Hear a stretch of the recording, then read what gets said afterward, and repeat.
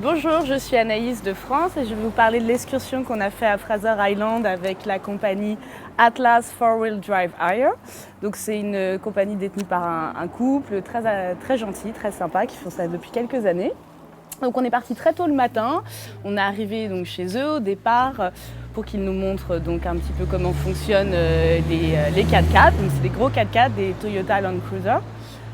Donc sur présentation du permis, on peut conduire, donc on fait pas mal de relais dans la journée. Ensuite, on est parti à Burrell, donc le départ de la barge en fait qui va jusqu'à Kingfisher, donc sur Fraser Island. C'est 40 minutes de traversée à peu près, donc on rentre avec les 4x4. C'est vraiment super beau. On voit le petit jour, il y a toute la vue, c'est vraiment une traversée agréable. Sur place, on peut prendre des cafés, enfin voilà, hein, c'est un petit ferry. Ensuite, on a conduit jusqu'au lac Mackenzie, donc là c'est sublime, c'est un peu comme une île tropicale, c'est du sable fin.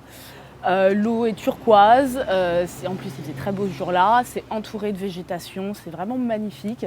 Il y a tout, barbecue, table voilà, pour déjeuner sur place. On y est resté un petit peu de temps. Ensuite, on a conduit, toujours avec les 4x4, à travers la végétation. Donc là, il y a des arbres qui font 10 mètres de haut, enfin, c'est vraiment magnifique, jusqu'à la plage. Donc là, on a fait un petit arrêt à Eurong, donc on peut acheter des sandwichs, etc. Ensuite, on est allé à Eli Creek.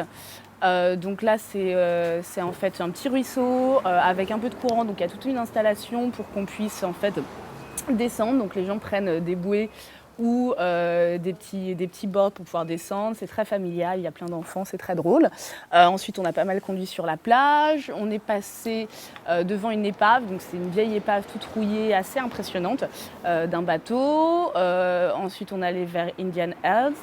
Là, on a une vue sublime. Pareil, on a des coloris de bleu, la plage de sable fin, c'est magnifique. Ensuite, on est allé vers la Champagne Pools. Donc, c'est des rochers qui forment des piscines naturelles, juste à côté de la mer, voilà, toujours vers NZA. C'est vraiment, vraiment très, très beau.